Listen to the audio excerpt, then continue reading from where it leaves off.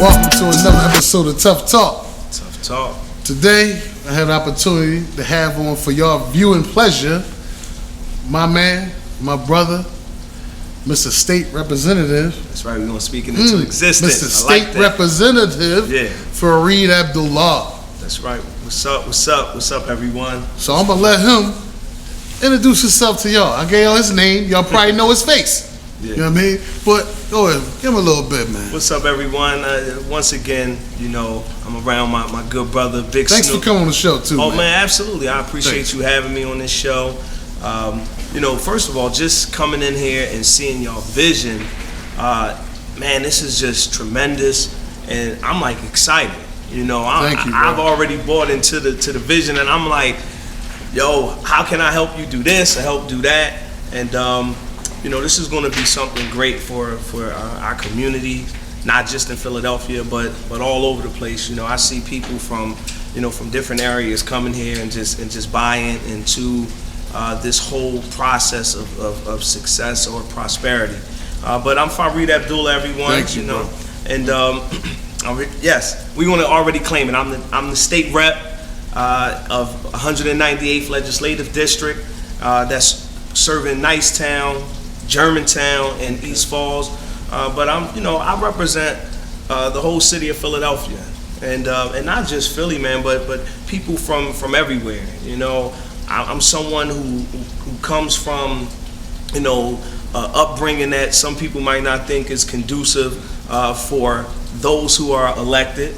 But you know, this is what it's about. You know, I think that if a person is going to do some things, they need to have been through some stuff.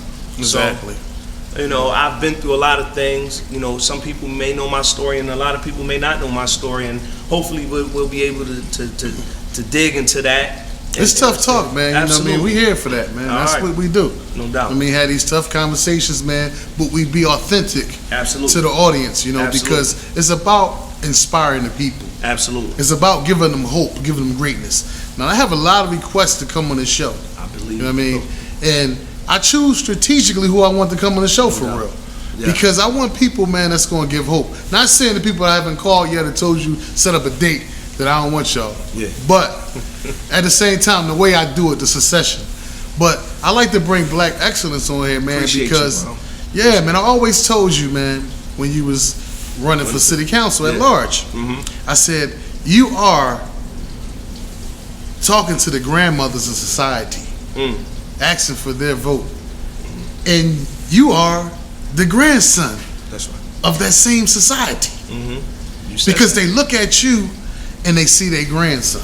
That's right. You look just like him. You know?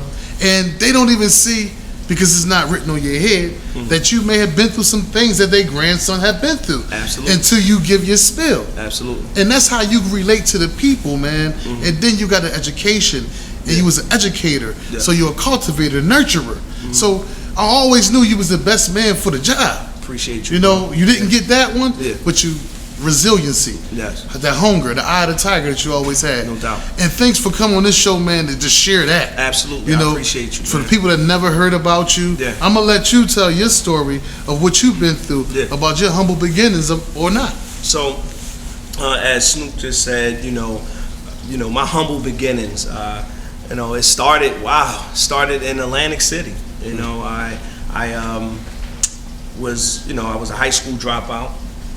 Dropped out of high school in the 10th grade. After I dropped out of high school, I was like, you know, who cares? I'm gonna get this money. And I had this whole mindset that I'm gonna die in this lifestyle because this is what it's all about. And I remember in 1997, I had just turned 18, and I was sitting on a car. And as I was sitting on the car, I had someone sitting next to me. They was like, yo, the cops is coming. And I was like, I don't care. So when the cops came, I didn't run. I actually just gave the drugs to the cop. And the cop was like, you know, do you have anything else on you? I said, no. And the cop took me to the police station. And, you know, the cop, at that time, they gave me a OR, which is on your own recognizance. And they let me out and they gave me a court date. And I didn't stop selling drugs at that time. I kept going, I was like, look, I want to get back what I lost. And but it was something that was working in me, man, that made me say this isn't right, even in the midst of me still, in that process of selling drugs. But then I wound up going to court, and I wound up getting time in jail. I had to do 6 months in the county jail, and it was called a 364. And I know in Jersey it's different than Pennsylvania, so it was a 364, which is a day under a year, and which you don't go to prison, but you got to do a county bid. So I did 6 months in the county, then I came home on a bracelet, and I was on parole and then probation. But I knew when I was in jail, meeting people who had to do years, that they were just in county for the holding period until they were sentenced for the prison term. I knew at that moment that this wasn't for me, and that when I came home, I was never going to look back. I didn't see education in my foresight at that moment, though, but I knew that I had to do something better. And so when I got released in 1999, because I didn't go to jail until like the end of '98. I came home in '99, and I remember walking into a credit union, and I was opening up an account, and I walked out the credit union, and I said, I'm going to work here. And I went and signed, I filled out an application, should I say. I went out and filled out the application, and I knew I had this criminal record. I knew I had this felony, but by the grace of God, I got hired. And I was working at this credit union, and at that moment, I knew that I could accomplish anything that I wanted to do. So fast forward, I went back to school at the age of 35 in 2013, and I received my high school diploma. And then, thanks. Then I didn't want to stop there. I started doing a lot of things in the community. Ran for city council in Atlantic City. Was unsuccessful, lost by 70 votes. Still didn't want to stop. I kept on doing a lot of different things in the community, and I was fortunate to get an expungement on my criminal record. And because I was doing so many things positive, it was almost like the judge said, we got to give it to him. And then I continued my education. I wound up going to get my associates, then I got my undergrad, graduated from Stockton University in New Jersey with my bachelor's in sociology and anthropology. And then once I graduated, I became a teacher. I taught financial literacy, then I taught at Mastery Charter, and then also at Universal Charter here in Philadelphia. And I didn't want to stop there with my education.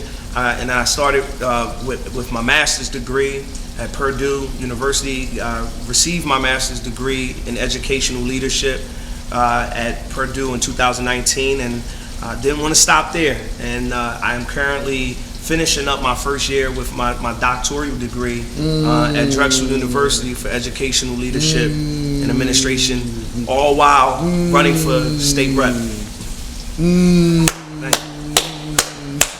That's what I'm talking about, man. That's what I'm talking about, man. That's that work. Yeah, man. It's that black excellence, man. No doubt. That drive, Appreciate man. That push, man. Appreciate you. You beat the odds, man.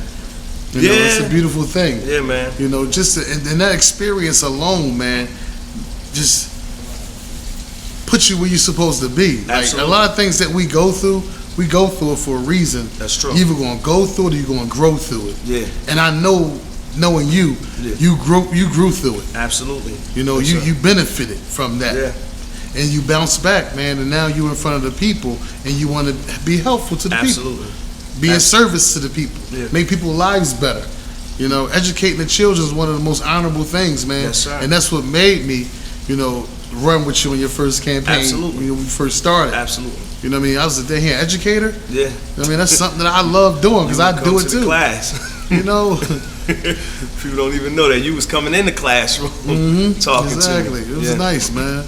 And you know what, Snoop, and what we were talking about before we even went on, I was telling Snoop that the moment I chose to become a leader in the community as far as politics, I gave up my rights to become this person who's just going to shine over people. Yes, Sometimes you want to do certain things or have certain things, but the people that I serve, I don't want them to feel like I'm not reachable, and it humbles me to stay in this mindset of humility, or in this mindset of that if I don't see you gain, then I don't want to gain, and I want us to do this together. So the humility that comes with me being in this spectrum of leadership, and I don't just look at it as a politician. I just happen to be someone who's aspiring to be in this position to bring resources back to the common man and the common woman. So I gave up that right to be this person that's shining on a different level, like a person that's football player, basketball player, entertainer. You get certain things that's awarded to you when you're in that realm of life. So as a politician, you get a bad take, and I get it. Because you do have a lot of people that get into position and you never see them anymore. And we have to change that, man, because it's all about communities who, people would say, well, they don't want anything. That's not true.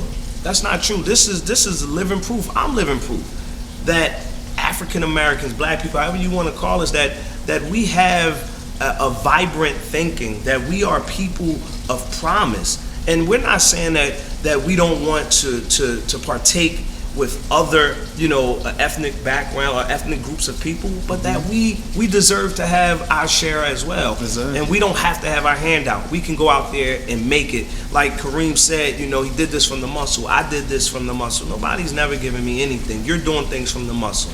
So that's what it's all about. So, excuse me. So, what kind of resources do you plan on bringing to the community? That's a good question. The first things first, man. We get a budget as elected officials, but not only from a budget that we get. If you are a leader, if you are a person that has a title, and you can bring in people who have money, investors, developers, you want to make sure that these individuals, alongside of these entities, that they're putting forth initiatives to go right back into the community that you serve, and not put money into your campaign to help you out in your next election, but to really bring the resources, the jobs, the training, the money that comes into budgets to go right back into the community. You have a lot of elected officials that hold their money hostage, and they pick and choose, or cherry pick on what or who they're going to give money to. It's not about that, man. You're supposed to make sure that. So you're saying that you can get money to everybody? I'm saying that I can put money into my community so people can benefit from that. Creating initiatives for people to get jobs, entrepreneurship, educational training, but then also working with people who are millionaires. Because you're going to meet millionaires when you're in these positions, because they're going to try to come in and finesse you to give them different things. So if you're trying to finesse me to come into my community to build and different things like that, I'm not saying you can't build, but you have to make sure that money that you're trying to build with, or the money that you're bringing in, that money's also going back to benefit your community. You look at gentrification. I talked about that a lot when I was running for city council. It makes no sense that gentrification is happening in our communities, and the people who have bled and sweat and cried in their communities are being left by the wayside because the people who were elected to serve them didn't take care of them, didn't allow legislation or create legislation to protect the people who been in those communities all their lives. We all know that if someone comes into a community and they put a property in that community, and properties, plural, in those communities, the property value rises. So the people who, might have been paying a certain percentage of property taxes, now it rises up. So you have certain programs that may be allocated to help people when the property taxes rise, but what about the people who were delinquent in property taxes? What about the people who might have, been able to, or lost a job and things like that? But you do know that politics, man, is a cutthroat business. Absolutely. So you had to also understand this, that this country was built on a certain thing. The city, our city, Philadelphia, a certain principles by a certain group of men that laid down a foundation. They was a shrewd businessmen. They didn't care about nobody else. It was all about that mighty dollar and building that wealth that their families have to this day if they still alive. Yeah. I'm talking about the beginning. They sat down and wrote the Constitution and they structured. Those politicians back then, they were some shrewd businessmen. Absolutely. So not now that black folks are stepping into these roles and trying to have some heart, they villainizing them, and that's why they kill their legacies. They try to kill their legacies. Movida, Kenyatta. Kenyatta, the only one I know spoke about gun violence and was at every joint trying to figure out how we gonna combat this joint. On my phone that night, cuz, what you got? We gotta strategize this shit. You know what I'm saying? So, kill his legacy. You kill the future that look up to him. Absolutely. Because now they're going to turn their back on politics. Now everybody's scared of the seat.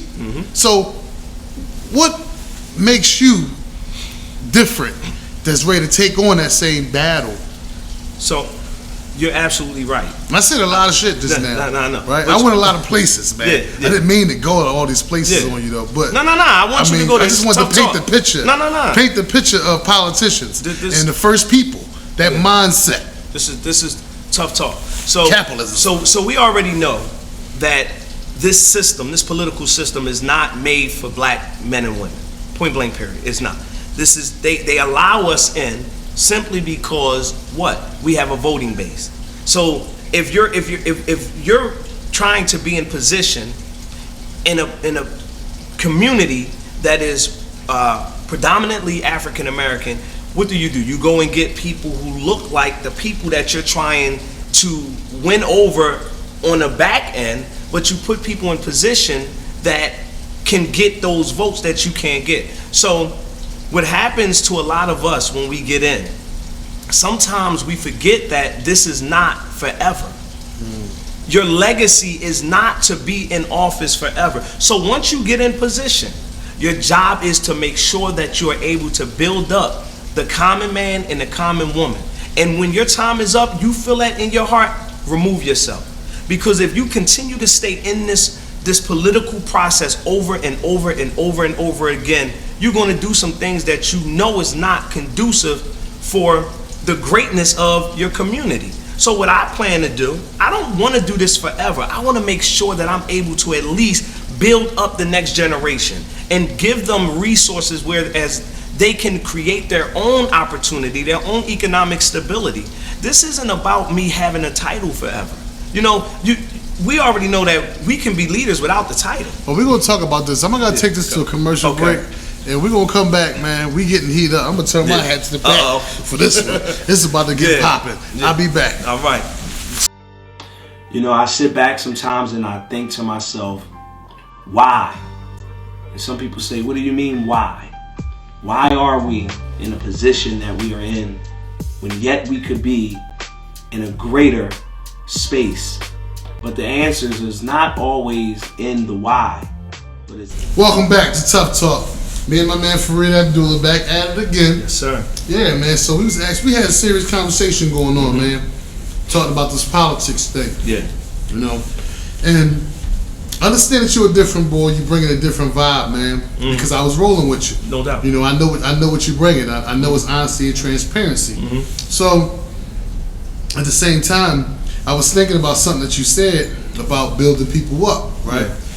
And I was thinking about I'm a big fan of Dr. Claude Anderson. Okay. The one that wrote Powernomics, the National Plan to Power Black America. He goes into politics in there, but he also understands our people, and he give you a paradigm. Okay. Right? And the paradigm is for those who thinking, those men and women can build the infrastructure for the people, absolutely, and have them follow. Set it up for them, and that's in those positions when we get to sit at those tables.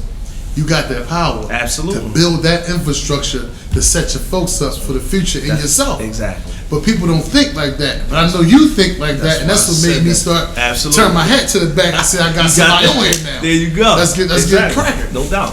So how do you plan to do that? Well, first of all, everything you do in life, you should be called to do it. You shouldn't just jump into something that you're not. And you don't got to give them anything because the ops might be listening. Well, that's all good. Let them listen. They can't stop what we doing. Okay, you can't stop greatness. They can't stop it. You know what I mean? They tried to challenge me to get me off the ballot. It ain't work. So it don't work. It don't matter. So come on. As I was saying, a lot of us jump into things because it looks good. We see somebody else prospering from it, so we want to do it. But if it's not in you, if it's not your calling, don't do it. Because when something is meant for you to do, it's your calling, you're going to know when it's time to back off. Or not even will you know, things will happen to make you back off that will keep your name great. Let's talk about like Martin Luther King. Years later, they said negative things about Martin Luther King that we didn't know about growing up. So just imagine if those negative things that they were talking about, I don't have to, make light of it, but we know, huh? Exactly. Yeah. Killing his legacy. Yeah. Like they we killed just his spoke legacy about before the commercial break. That's what they tried to do. They tried to kill his legacy, but because he was called to do something so great for a people to change the mindsets of people, he was removed before you could even destroy his legacy. You understand what I'm saying? So I understand that. My legacy, as we were talking about before the break, I know that I'm not here forever. Exactly. And before somebody can destroy what I'm supposed to do, I will be removed. This isn't about power. This isn't about money. Because I don't have to do this. I have degrees now. I could go ahead and just and make six figures. You understand what I'm saying? Right. But this is about the sacrifice of helping our people. So in order for you not to get jammed up, man, you got to listen to yourself and know that enough's enough. Let me open the door for somebody else to get in. We at the table with millionaires, with people who are creating power. But sometimes, man, we got to be honest. This is tough talk. A lot of people walk around and become celebrities behind, being in office or being in leadership positions, and they jam themselves up. And I'm just being honest. I'm not saying names or anything like that, but we know that sometimes people jam themselves up. You got to get in, do what you're supposed to do, and get out. Go right. It is what it is, man. This becomes a job for people. Because this is their livelihood. They be trying to pull a Janie Blackwell. I can't even say that. But this becomes a job for a lot of people because they didn't set themselves up, nor did they set their people up. Look at Philadelphia, brother. We have 44% of the population. It's African American. But we only own 2% of the business. So we are the majority minority. So what does that say? We are predominantly run by African Americans. African American council, African American state reps. But look at the city. We have the highest poverty rate. We have the highest opioid addiction rate. We have a high rate of trash just all over the place. We have a high unemployment rate. We have crime going through the roof. So what is that saying? Somebody's not doing what they're supposed to do. And that's the bottom line. But at the same time, I wouldn't force blame on those people. I wouldn't force blame on you if you was in office and say, Fareed in office and he ain't doing nothing in my life all fucked up because Fareed in office and he ain't helping us. At the same time, the people got to take the blame because the people within the community dropped the ball somewhere anyway. I'm not giving the black man, I'm not letting him off easy. I was raised by a strong black woman and a bunch of strong black women, and that was it. It wasn't a black man in my corner. You dig what I'm saying? So I don't like me being out here fighting against crime, standing against crime, having that audacity to speak out against it. I mean, with pride, I can't say that I learned that from a black man. Okay. Right? I can't say that I'm going to blame the police for my predicament or the city council or the state reps or anybody else. We can't do that, bro. Because at the same time, we got to be responsible. People are addicts. People are lazy. People are hopeless. When you suffer from hopelessness, That's the problem. That's what you see. The disparities, okay, they there. It always been there. Yeah. But we hustlers, man. That's what we do. My thing is, man, we need to inspire hope into the people, and that's what Tough Talk is about. Absolutely. To give hope into the people. You can do whichever you want to do. So did you hear what I said, those new? I said we make up 44% of the population. And that means that we are the majority minority. Exactly. So what I'm saying is that it's all of us. And I say that on my lives. I say that we can't always listen. Last week I was walking on Shelton Avenue. That's in my district. I was going into the dollar store, and before I could get into the dollar store, man, there was an abundance of trash just all over the place. I immediately got on live. I said, "Listen, we can't put this on anyone but ourselves. If we're going to live like this, then who, like, what are we going to do?" So instead of me just putting the live out there. Right after that live, I got on the phone. I contacted a brother, Keith Chesnick. He's with Germantown Strong, Northwest. I know that Shout out to Keith. Yeah, just shout out Keith. Keith, he's always going in the community, cleaning up. It might be him, 2 other people, but he does it faithfully. So we connected. That was on a Friday. Monday that just passed, we was out cleaning up the streets. So it's not to put blame on anyone. But we all are in But that's this what together. happens, though. Oh, absolutely. I'm in those meetings. I used to be in the meetings, okay. bro. And, them community meetings and all that, and hearing all the complaints. Yeah. The complaints, they trying to find somebody to blame. And a lot of times people run from that person that's in the mirror, looking back at them. It's many years I done ran around saying, I'm a product of my environment. Yeah. I am what I am because where I grew up at. But it's, people, I had to sit back and go to jail for 22 years. Yeah. And then realize that not all the people in my environment in jail, No doubt. or in their grave, That's or true. in the streets. Some people came from there and became black excellence. No doubt. Some people became stars. Some people became rich. Some people became okay, just having mediocre lives, but they okay, but didn't go to crime. So I had to realize it's choices I made. And it is on us, right? So it was on me. So when I came back out to pay my debt to society, by making it better, by inspiring hope, because I ate coffee and got an education like you. Yeah. But I don't know if you ate the coffee, but I used to stay up all night studying psychology and social work, so I can come back and help my people. Absolutely. And be effective while doing it. No doubt. So I say that they got to take some blame in cleaning our society. We have to teach people how to live. Some people just assume that rehabilitation for people incarcerated, but we never knew how to live. Some of us, we had to learn habilitation. That's true. Because we grew up amongst crap kids and dope fiends. Yeah, absolutely. So who taught us how to live for real? A lot of us in our houses in society. We grew up traumatized. That's true. That's where we are right now. There's a lot of stuff that we went through, man. And that's why we got to show the people that got education and that's coming back and being effective in the community and work the plan. And we got to come together and do it, bro. I agree. We got to put down our titles. Absolutely. Roll up our sleeves and put that work out there. I agree. Let them kids know that you can be this too. And I'm going to echo off of something you just said. It is up to all of us. But sometimes, man, we look for people to believe in. When you come and you're giving this message of hope, and I'm believing in you, and I see that, this person's about to be in this position, or this person's about to get this money. Let's use this for an example. Me and you friends, and you like, I'm about to get this lawsuit money, and I'm like, for real? You like, look, when I get this money, I'm gonna look out for you. So in my mind, I'm like, you know what? I'm gonna pay this bill. I'm gonna do this. I'm gonna do that, cause I believe in my man. He gonna look out for me. You get that bread. As soon as you get that bread, I don't see you anymore. I lost hope.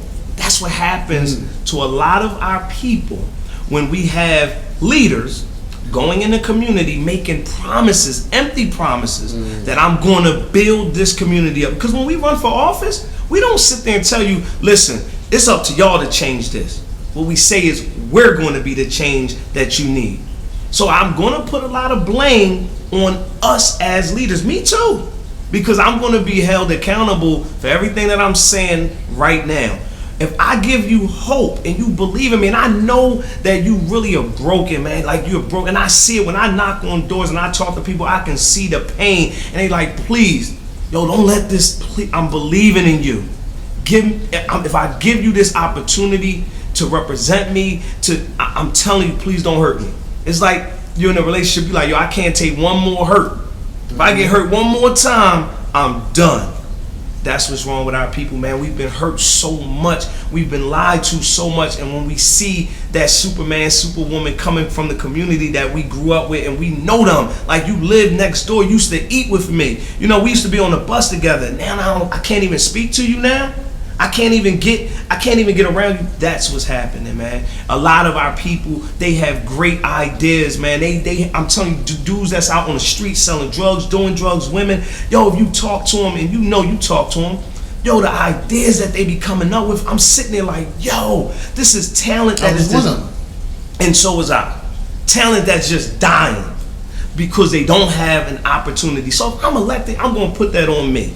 It is my job, it is my duty, my obligation to open up doors, and I cannot blame it on Republicans and say, oh, well, you know what, the Republicans ain't doing nothing for us. No, I ran off of that.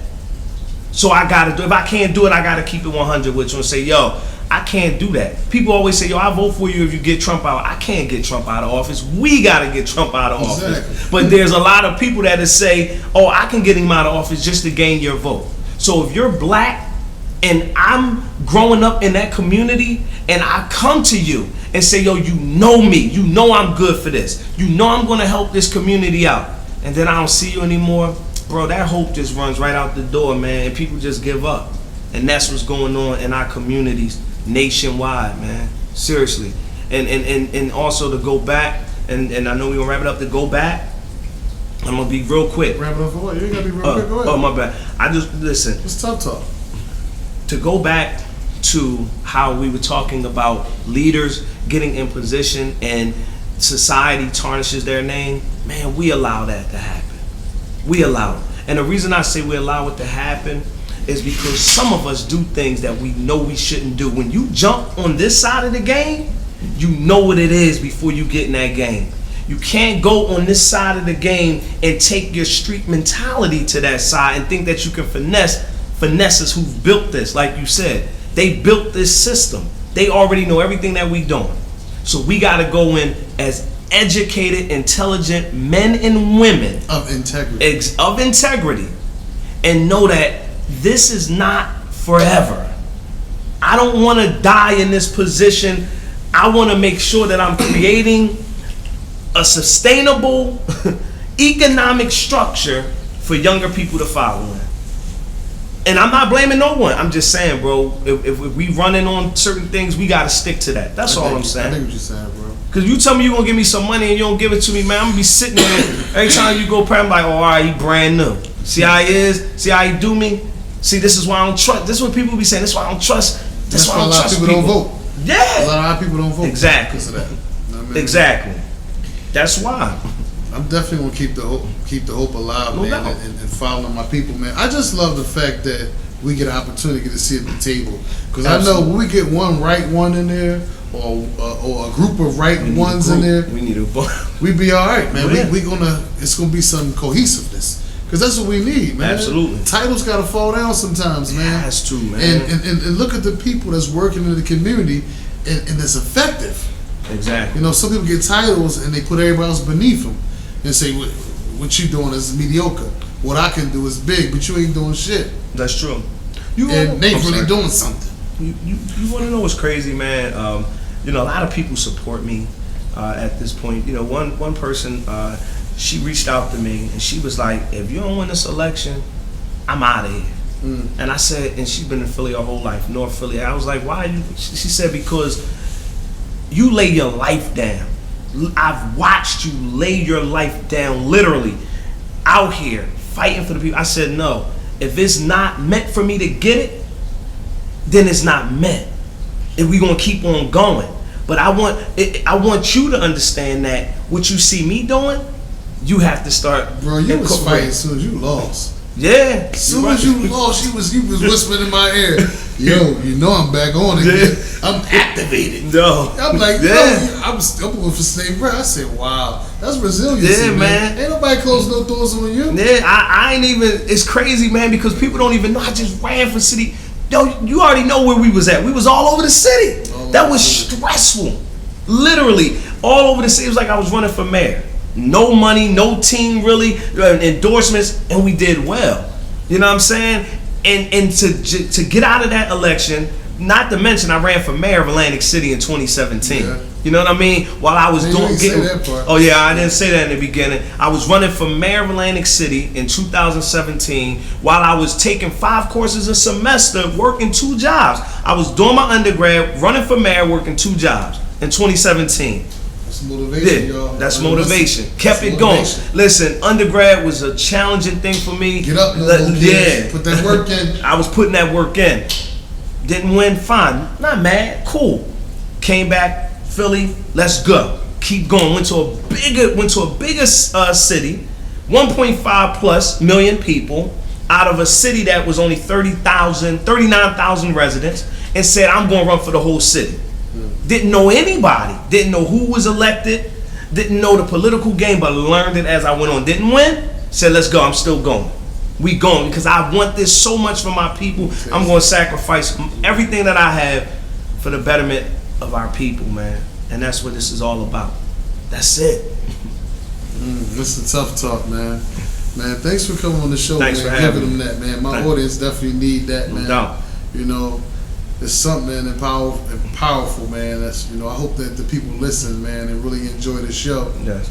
You know, go out and vote. Fareed Abdullah, 198, man. And you know, June 2nd is the election. You know, you can vote by mail. You still have, I believe, you got to have your